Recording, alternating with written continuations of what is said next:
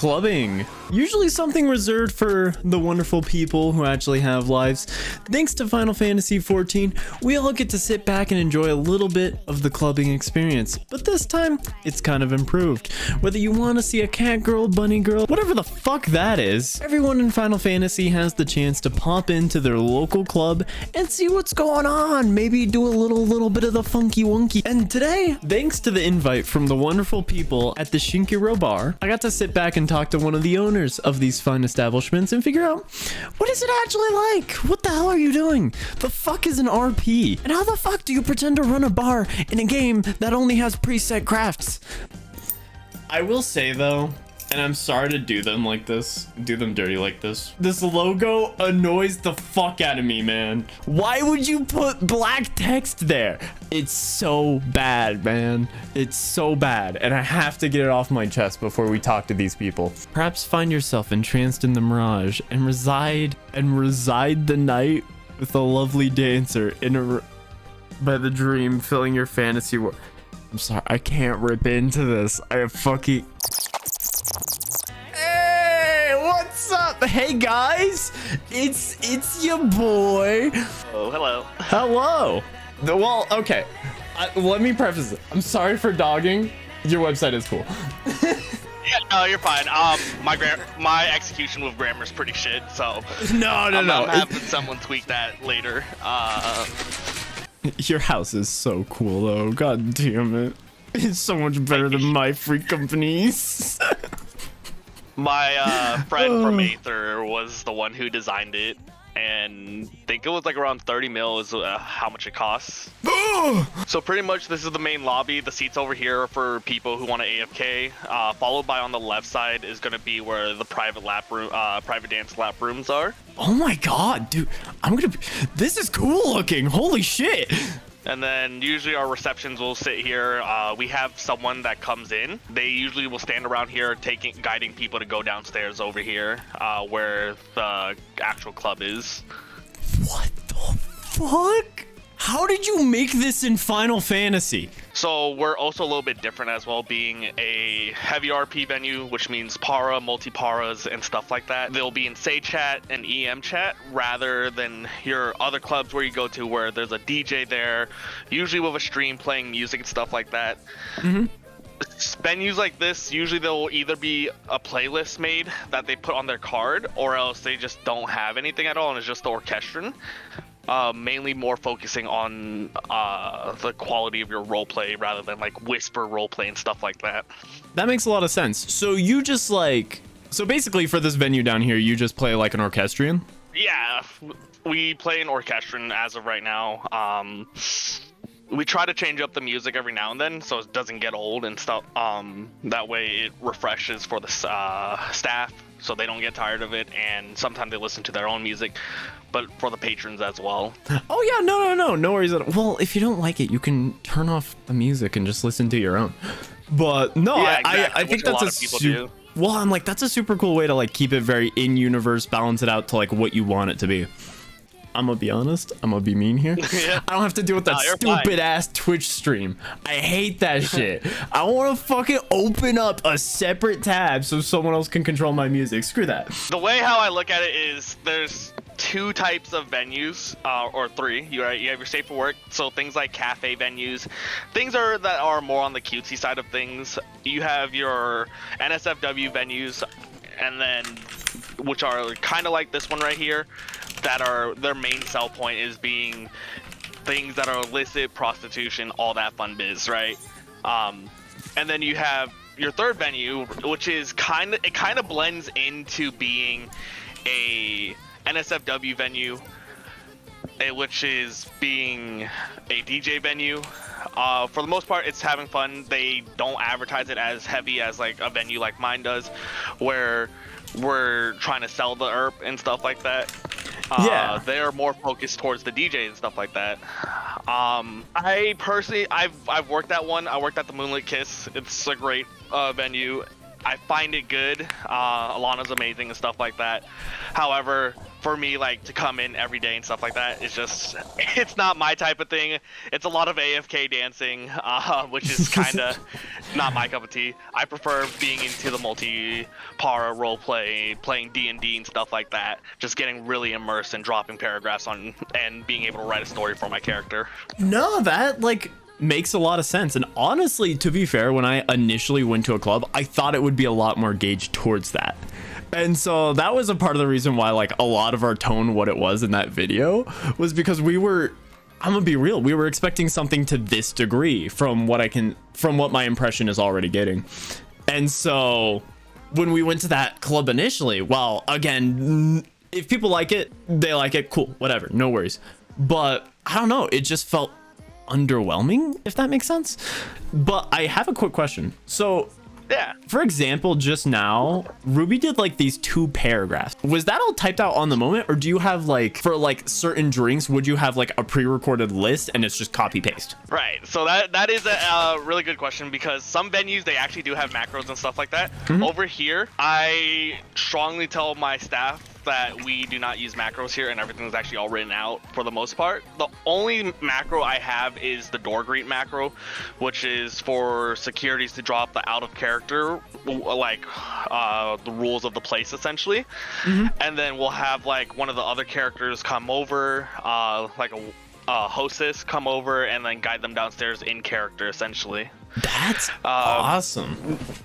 Not having macros gives it more of a unique feel, especially just knowing that someone's dropping out like those 2 or 3 paragraphs, showing that like they're really into it. And it also changes up the way like how you make a drink. So our bartenders will make like the same drink but in 5 or 6 different ways, and people that are sitting there all night will read the differences and see that.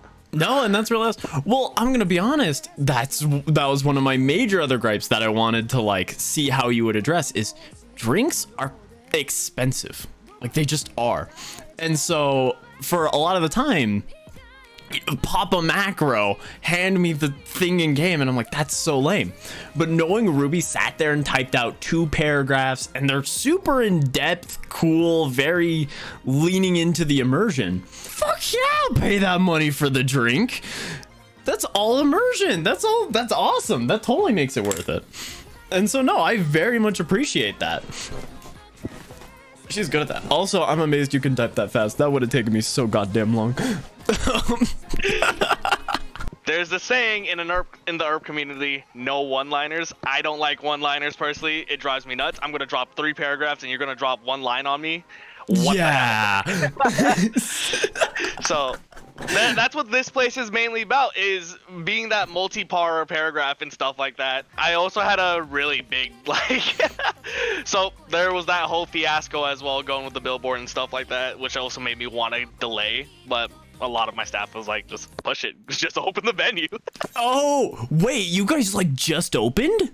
Yeah, we just opened last week. We had our grand opening and stuff like that last week. Oh, I'm sorry. I take back so many of my critiques about the website, because if I knew that was new, that changes everything. Okay. Yeah, no, you're absolutely fine. It looks like we've been here for a long time and stuff like that. Well, because you're already insanely professional, insanely well put together. So I figured that website had like at least 6 months. No, the website got built within a week. Oh my god. Wait, so how long have you been working on this house? So we had some iterations that we went through.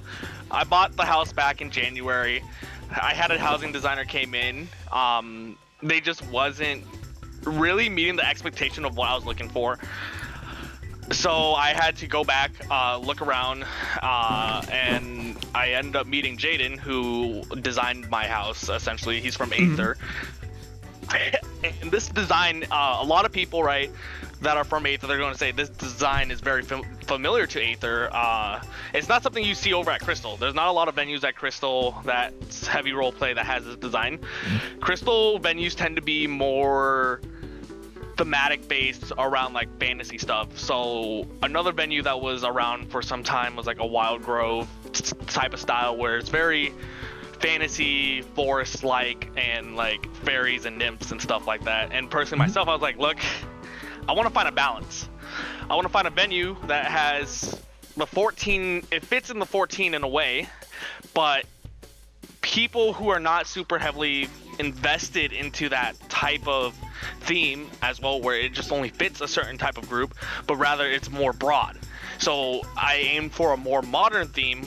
We're saying like post Japan essentially, so like modern day Japan almost, you know.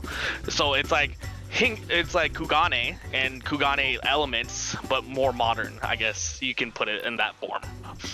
I can understand that.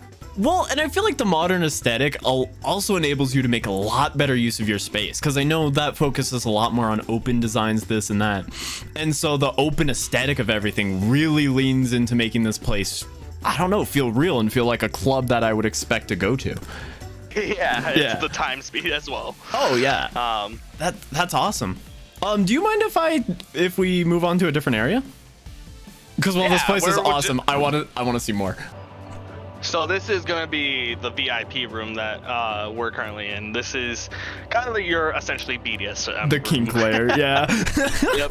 No, and I can understand why this is the VIP room, though. One question, what the fuck is this supposed to be? We could get descriptive, but I don't know if that's going to get market. What is it? What's it called? I don't remember. YouTube's going to demonetize it probably if I do. You know what? Never mind. I know what it is.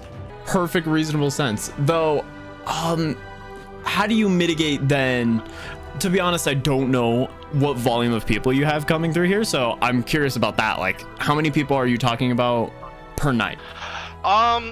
It just varies and really just depends on the day. Well, you've also only been open a week, so I don't blame you if you don't have an answer.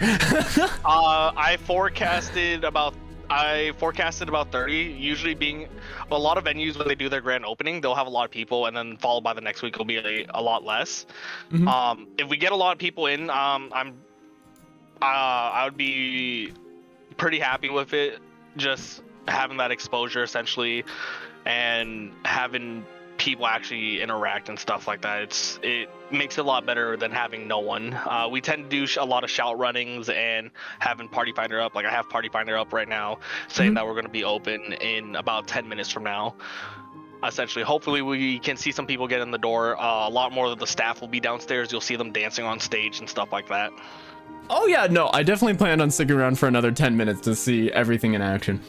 But okay, so how do you plan to mitigate it if, say, you have your rooms totally booked and someone still wants to do the nasty?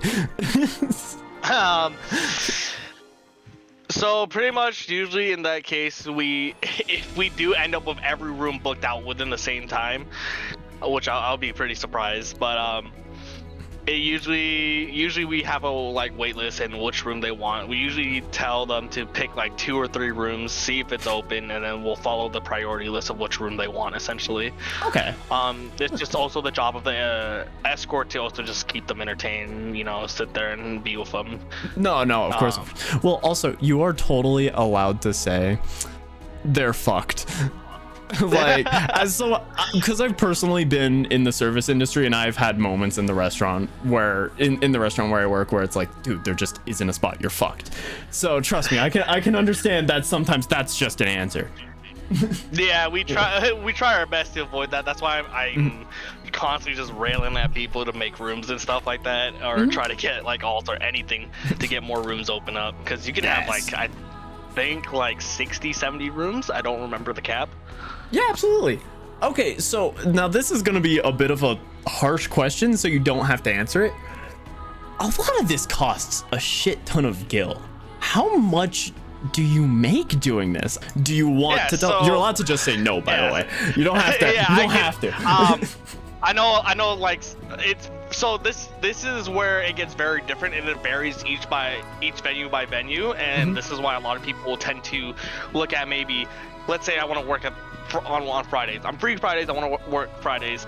I'm gonna look at 4 or 5 venues. I'm gonna look at their rates, their guidelines, expectation. What do they expect from me? How strict they are, or how lenient they are.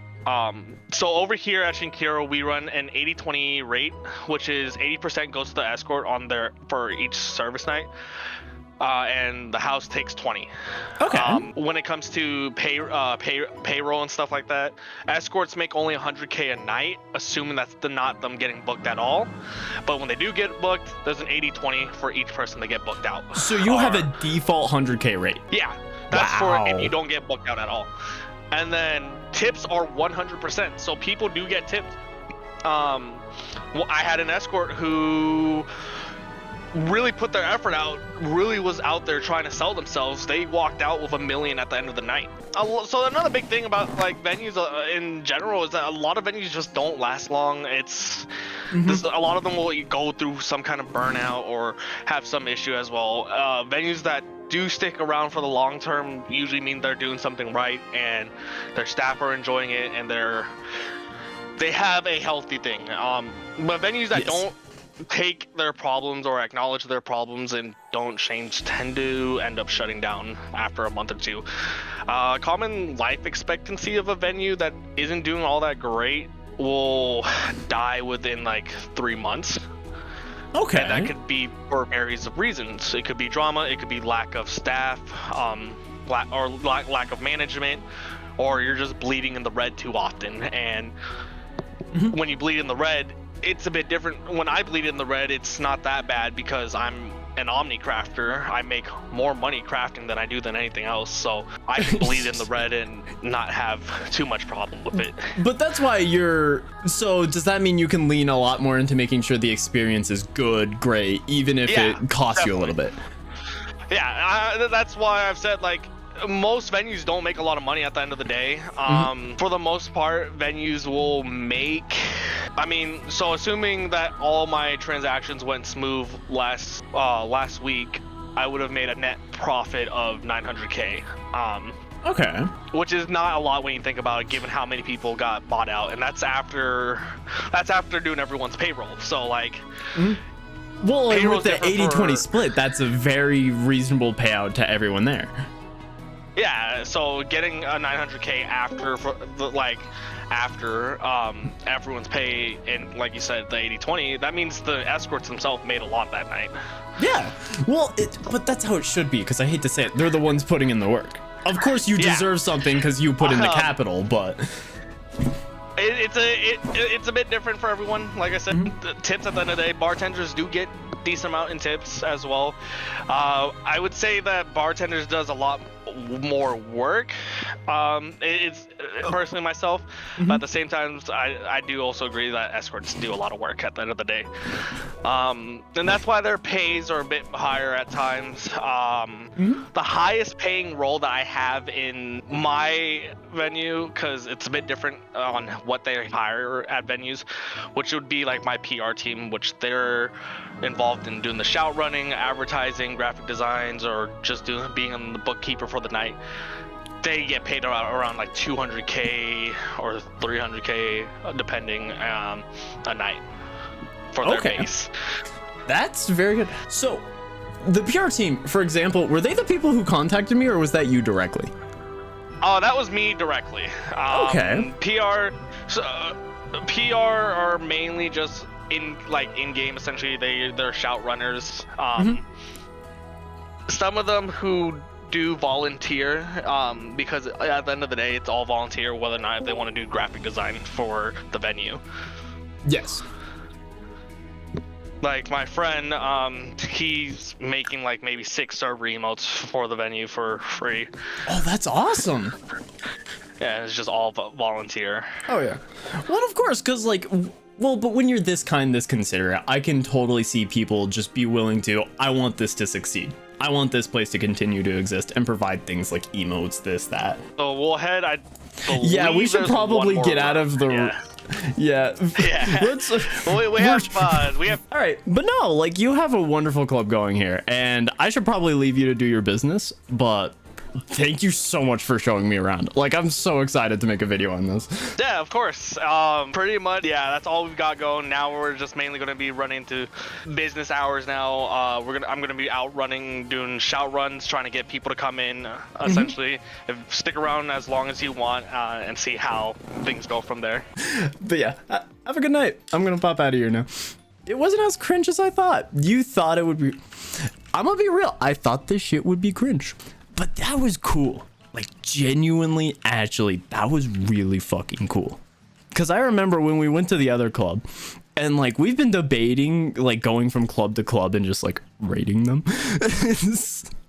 But the fact that I could have that like cool experience where I could genuinely see myself spending 1-2 hours just talking with people in character, I feel like that's a very cool, very interesting thing, even if you're not going to get into the weirdo side of things. I'm gonna be real though. Now that I'm at a call, they need to fix that fucking website. They need to fix that fucking website. Because, dude, I will graphic design that shit myself, dead ass, for free. I don't care. Because I want this place to pop off. And I'm gonna be honest, dude, some like nice advertising, this, that, you get like a dozen people in there, they come out happy, tell their friends, come back, you worm your way in.